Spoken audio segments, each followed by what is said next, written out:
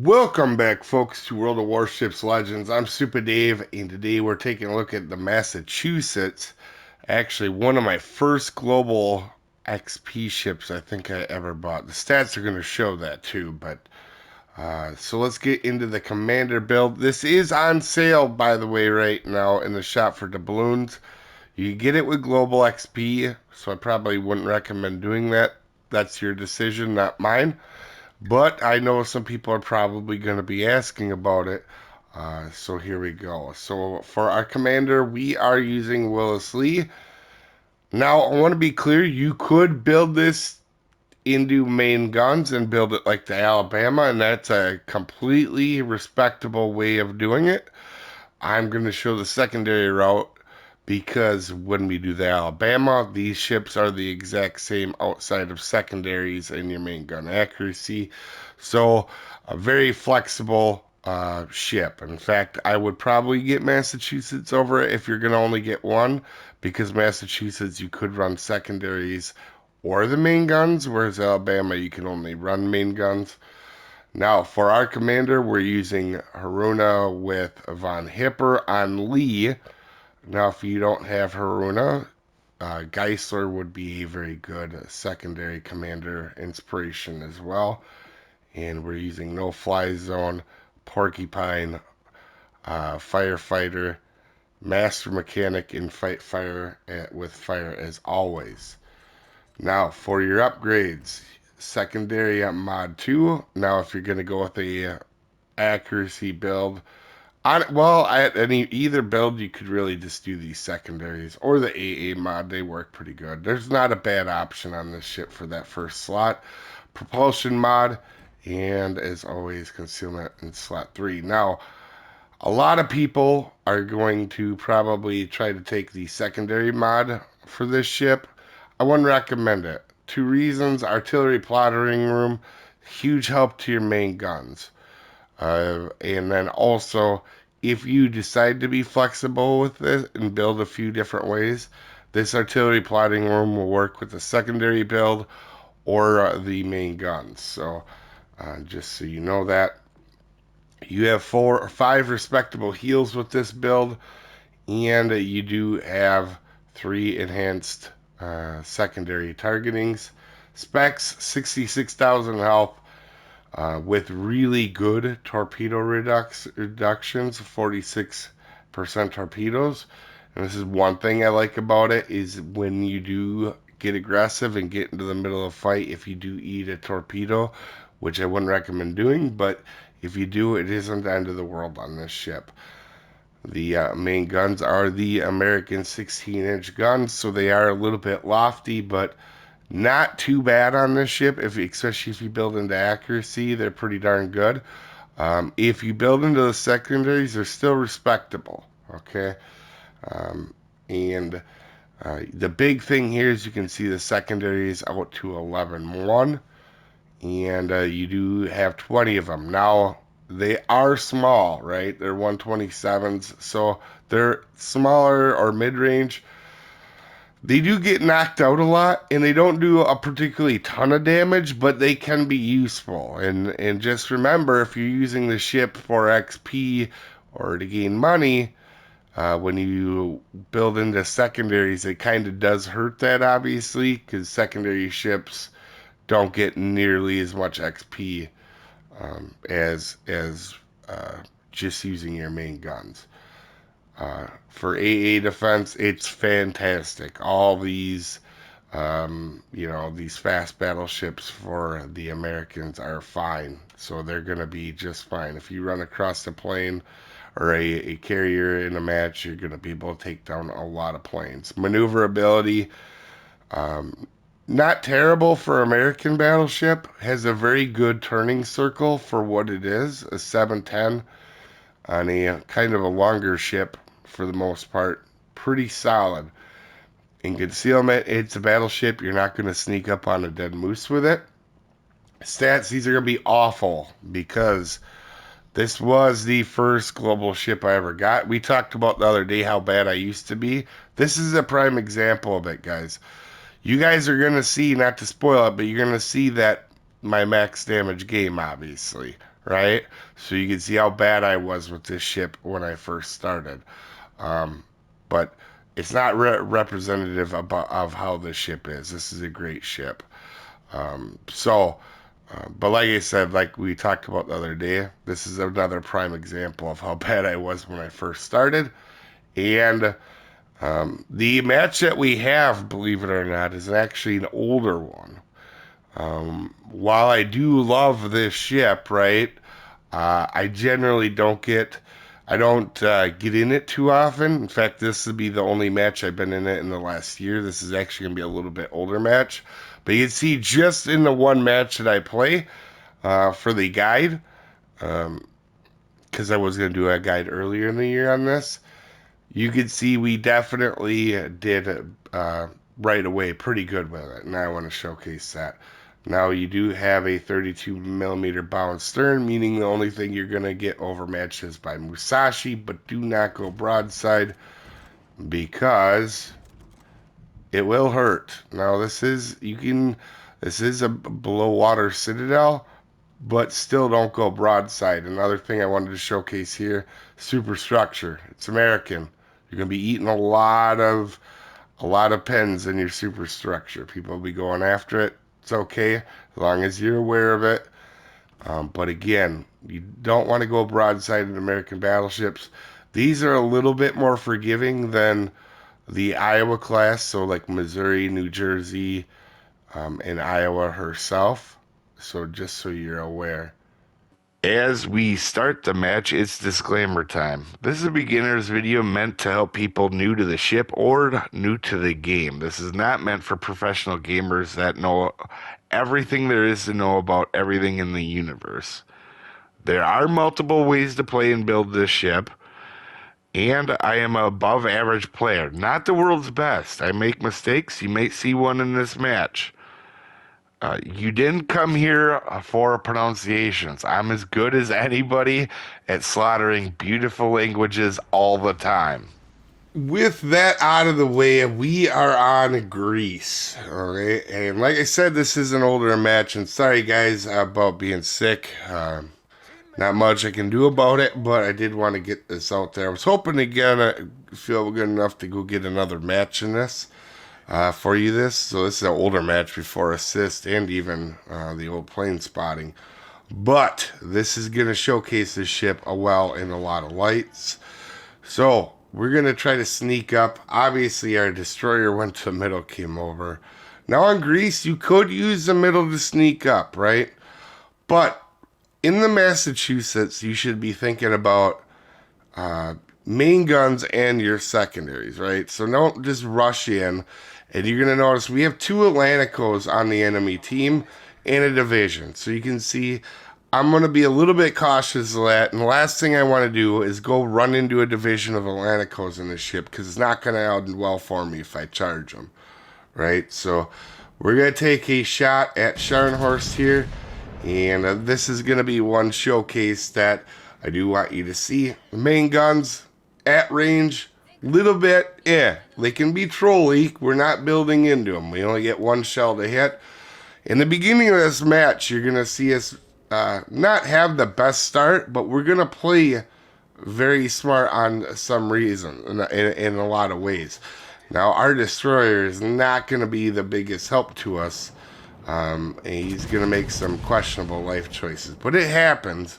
But I already know, because he was going to the middle cap, which is a waste. If you don't here in a destroyer, if you leave your outside flank to go to the middle, you are wasting so much time in that middle, because everybody goes in there and they just sit there and they do nothing. And you're going to see that happen again in this match. And we're going to keep trying to get some shots off here on Scharnhorst. Now, I am being careful. Why am I being careful? We know there's an enemy of divisions, or a division of Atlanticos. Like I said, these are good secondaries on the ship. They're highly accurate. But power, you're not going to get into a fight with Atlanticos, a pair of Atlanticos up close, and think it's going to end well for you if the players are all at a pretty equal leveling playing field for talent. So, but again here, now the guns, they can be quite good, but once in a while they'll troll us like they have in the beginning of this match. Now Atlantico is coming this way, so I am going to kite away, because, like I said, do not give him the advantage. Also, a lot of times, having your, not just because you're in a secondary ship, guys, don't just go charging in. Now, also, one thing I want to mention, if you're building for accuracy, right, just use any of your American accuracy commanders, and this ship is very good when you build into them the accuracy as well. Obviously, if I do that on my Alabama, these were two of my first global ships I ever bought. I believe were Alabama and Massachusetts, and they both are good ships. And actually, I think I'm going to start hopping back in this one once in a while to get you guys another game in this this one as well. But you can see we're being smart. We're just out of his range of his secondaries, and we're staying angled. And we went dark there. He turned his guns other way. We're going to start shooting him again now. And we're being real careful. You can see I'm looking over to see what that Iowa is doing. There's an Iowa that has our broadside, but isn't doing nothing about it. And you can see I keep looking over there just to see. I expect shells to come over. Now, to our destroyer's credit, this is going to be one thing he does that's going to help us out quite a bit. But you can see here, we were starting to get Atlantico's broadside here. And that was a poor shot there. I thought I was going to be able to citadel him. Should have aimed that just a little bit higher to get it off the belt. Yeah, but you can see I did get through. But I would have probably aimed that a little bit higher to get more of my shells just to hit. With the accuracy this is, you rarely want to aim belt line unless you know you're going to citadel. And just try to get as many shells on target. Now our destroyer does get a tarp on Atlantico. Now Atlantico's gone. We've kited out. We've helped get rid of Atlantico. Now I can be a lot more aggressive here, and that's what you're going to see me do. We're going to go ahead and push in. I am actually not worried about this Iowa. 2 reasons, right? He hasn't done anything to showcase that he's a decent player. Also, we're not going to go chase him. I'm going to try to get crossfires on our enemy team that are sitting in B. You can see him starting to turn there now. And and this is what I mean with the destroyer, guys. So if you know your destroyer player isn't the world's best, like he was going to go to the middle. Now, to his credit, he did listen. I'll give him that. And to this destroyer's credit, he does listen to what I tell him. And I don't want him, obviously this was a while ago, but if he's watching, you did the right thing by listening here. So he's going to start to want to go chase the battleship, right? And it's going to take a minute here, and I realize what he's doing. I'm like, oh, great, he's going to go charging the battleship. There's no reason to do this. If you're in a destroyer, do not go charging a battleship that has done nothing and has full health at the absolute back of the map. That is a waste of time for you and everybody. But I will say, to this destroyer's credit, right away he doesn't listen. But I'll get into the mic and I will tell him, hey, don't chase this guy off the map. I'm not even going to chase this guy. It's not even worth doing, right? Like, just go worry about the middle cap. This is still a very losable game for us. And we have to be careful. And you'll see me get into chat and say that. And he'll listen and he'll actually go to turn around. So kudos to the destroyer. I know he wasn't the best destroyer player, but he's taking good advice. And that's huge because we could have lost it. We could have lost him earlier and than what he does. But you'll see I pop in the chat, say, hey, I'm not even going to chase this guy off the map. don't worry about it, destroyer. It's a waste of time. And to his credit, he heads back in. So thank you for listening on that, destroyer. And like I said, even though he may not be the best player in the game, he did try taking advice, and that's one thing I want to showcase now. To make sure he learns, he's learning. Now Iowa is going to give up a broadside. Now I do see Azuma there, but if I'm going to go after Azuma in this situation, I have to be careful. But there you can see the guns right on par. Even though we didn't get a Citadel, we did a lot of damage to him.